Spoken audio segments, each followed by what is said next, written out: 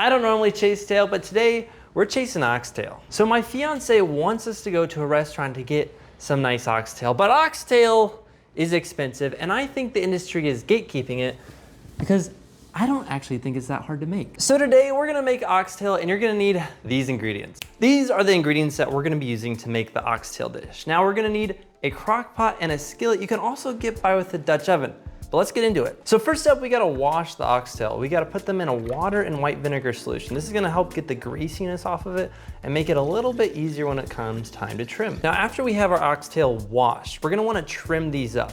You see, oxtail has a lot of fat on the outsides of them, and we kind of want to get most of it off because not all of it is going to render. Now on these oxtails, we're looking for the big sections of fat to get off of here because they're not going to render down as nicely, and it's not going to complement the meat as nicely. Sometimes this fat can get kind of greasy after it starts breaking down. So a little anatomy lesson about our oxtail is it comes from the tail of an ox. Originally in the 1500s, the oxtail was considered to be just a throwaway piece of meat. It wasn't good enough for people to eat. It wasn't good enough for people to sell. And now it's one of the most expensive things you can buy because people didn't know how to make it. Now we're chopping up our onions and our garlic. We're gonna use about 6 green onions for this one. It's gonna add some flavor. It's gonna add a good texture. And we're gonna use 1 to 2 white onions. And these white onions, when they cook down, they're gonna add a really nice flavor. And don't feel bad if you can't cut these very fast, because I'm not super good at cutting these either.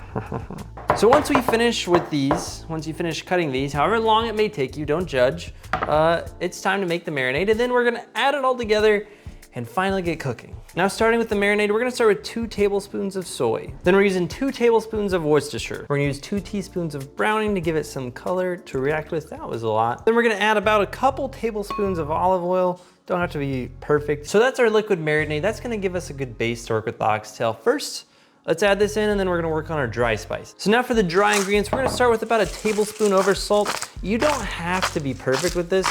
That soy is gonna give you a lot of the salt anyway. Now time for black pepper. We're gonna do about half that amount. We're gonna do 1 teaspoon of paprika, 1 teaspoon of cayenne pepper, about a teaspoon of allspice, and a little bit of thyme. Give it an old mixy poo. If you want a little bit more pop, you can use more cayenne pepper, but we're really trying to just bring out the flavor of the oxtail itself. Now after we added our spices, we're gonna add the rest of what we chopped up.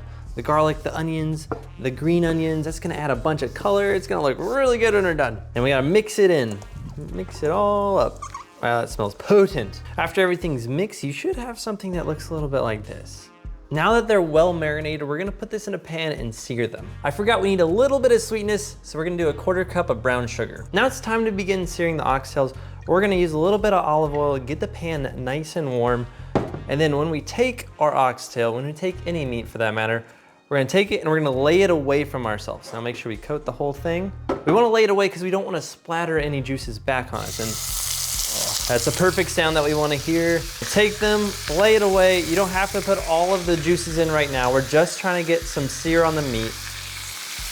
It's good to be ready with your tongs too, because we want this to be quick. We don't wanna actually cook these on here. We're just trying to get the end to have a nice sear. Now have a spot to put them when you're done ready, because we're not gonna be done with the tray, but we are gonna be done with them being super hot on this sear. So this should take about a minute on each side. Flip them over, get a nice crust on them, put them to the side. It's pretty simple. We're just looking for a little sear and a little bit of goldenness right off the top. It's also not the biggest deal either. The only way you can mess up this step is by leaving them on too long. And by too long, I mean like 10, 15 minutes. We do not need to be on that long. See, these little crispies from the sear are perfect. They're not cooking far too much, but it's gonna get a little smoky. Now that we got a nice little crust on them, we're gonna pull them off before they start cooking too much. You wanna make sure the inside temperature is still cool. And we're gonna do the rest of these, and then I'll see you in a minute. If you accidentally get a little char on these, it's really no big deal. That's gonna render out nicely after it cooks for a few hours in the crock pot. Might even add a little bit of extra flavor. On some of the really small ones, I think it's really hard to even see them, so I don't even bother. But I really like to make sure the big ones get a little bit of char, get a little bit of crisp on the outside. It's gonna add really good texture later on. So now we have all of them pulled off. So we're gonna pull them all off. We're gonna grab our wooden spoon. Oh yes. These have a great sear on them. Again, we're not really trying to cook them right now. We're just trying to seal in the flavor. Now to the hot pan, we really wanna get it cooled off. So we're gonna use all of the sauce gravy that we've kind of made, and that should cool off the pan. Hopefully. We wanna start cooking down the onions and just bring these to a simmer and get them ready for the crock pot. Oh yes, that's perfect. Now we're gonna start transferring to the crock pot. At this stage, you could either put a lid back on this or put it in a Dutch oven and put it straight in the oven at like 250 for a long time. But I think the crock pot's the easier way to do it. Okay, now we're gonna start adding everything into the crock pot. Wanna make sure we get a nice coverage and really make sure we get all those onions out. Prioritizing the big pieces, little pieces can go on top.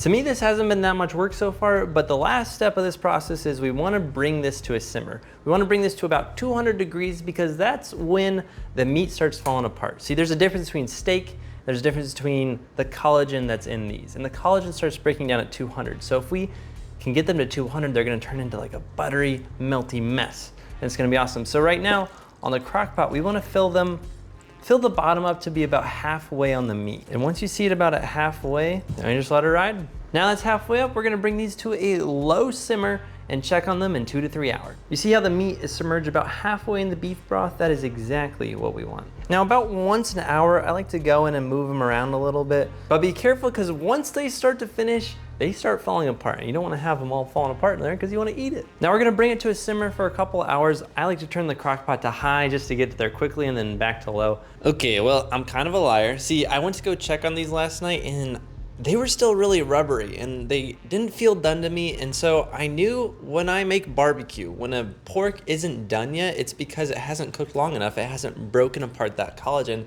And I thought that was the case. So I ended up leaving it overnight on low in the crock pot still. And I think that was a great decision. So let's go ahead and taste it. I think the overnight might be the answer. So if you go to work, maybe prep it in the morning and just put it in the crock pot and just make it so easy because it's literally, I see bones falling apart right now, which is an awesome sign. And just to show how freaking easy this is, we're gonna use rice in a rice maker. You can use instant rice too in a microwave, and we're gonna put the meat right on top of it, put a little bit of garnish, and boom, done. So if you don't have one of these already, I recommend it. It's 10 to 15 bucks. Use it all the time, super easy. And rice is just so cheap. Put the lid on, press start, and we're gonna chop up a few green onions for a little garnish. And 10 minutes later, our rice is done. Now time for the grand reveal, what we've been working so hard on. It's, oh my gosh, it's literally falling apart. It's falling, look at that. I don't think you could even make this more tender if you tried. Green onion for color, super tender. That's the first thing I'm noticing is how tender this was. Yesterday when I pulled it out, it was really rubbery, and now the collagen is really broke down. You get nice soy, some garlic in there, almost a little bit of smokiness, but I think that comes from the sear that we did with the cast pan. You want that little bit of char, it really helps. Be careful, because if you cook it this well, the meat just falls apart. The bones are literally coming off.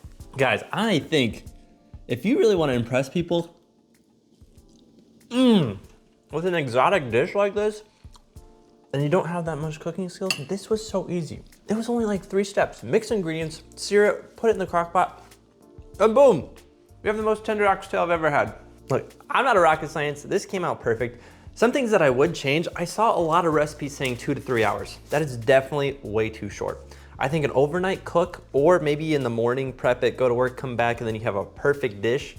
So I would say around 8 hours. 8 hours is gonna give you a perfect amount of the collagen breaking down, because this isn't fat, this is collagen, which takes a lot more temperature to break it down, a lot more time.